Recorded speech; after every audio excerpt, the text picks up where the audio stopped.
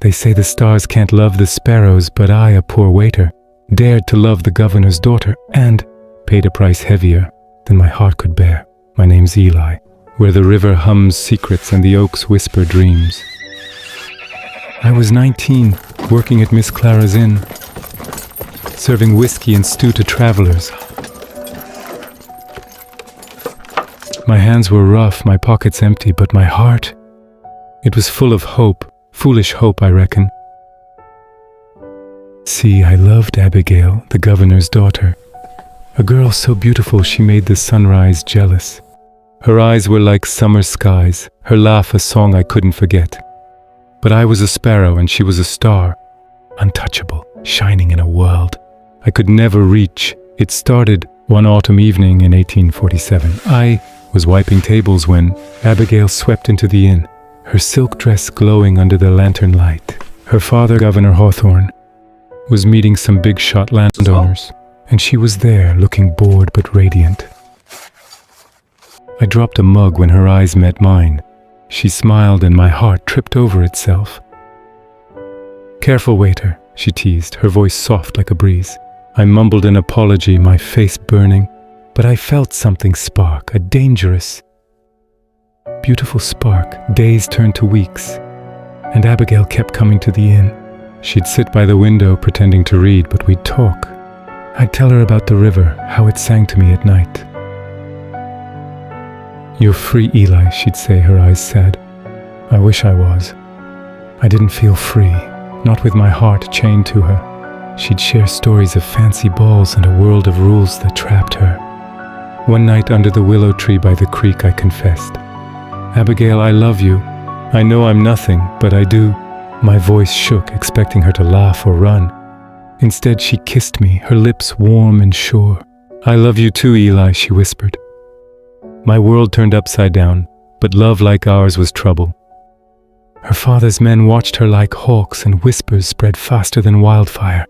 I'd sneak to the governor's estate at midnight, climbing the ivy wall to her balcony. We'd plan a future, run away, build a life where money and names didn't matter.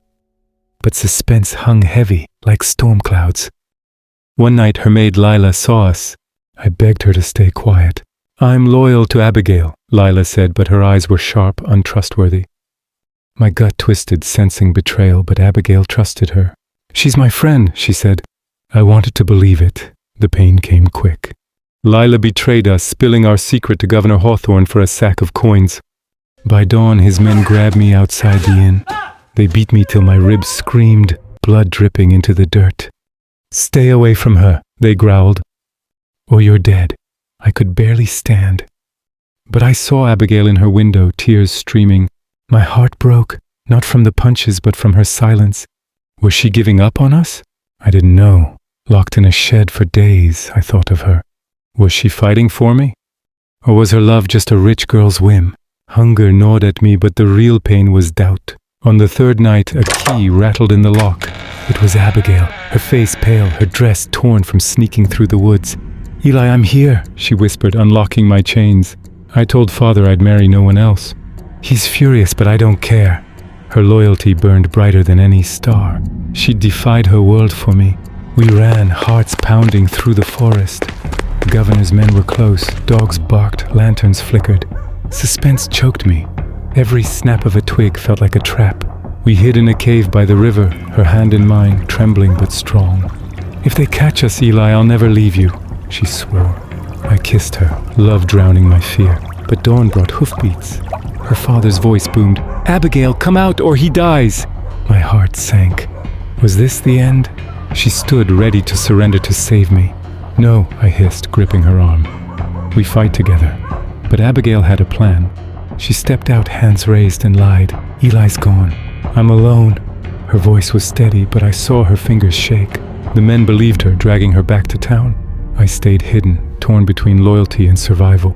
My love for her screamed to follow, but her sacrifice, her lie, kept me alive. Days later, I heard she was locked in a room, set to marry a rich man from Charleston. Pain clawed me worse than any beating. I couldn't let her go. Under moonlight, I climbed her balcony one last time. She was there, eyes red from crying. "Eli, you came," she gasped, falling into my arms. Father's sending me away tomorrow. We had one night, one choice. Run with me, I begged. She nodded, her love stronger than her fear. We fled west, past Willow Creek where the river still sang. The governor's men never found us. Some say we built a cabin in the mountains, living simple, loving fierce.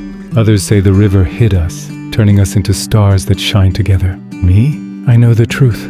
Abigail, my star, chose a sparrow like me. And no pain, no betrayal could break a love that loyal. One bright, one small, that's us, Eli and Abigail. So if you see two stars close in the sky, proof that love can outrun any storm.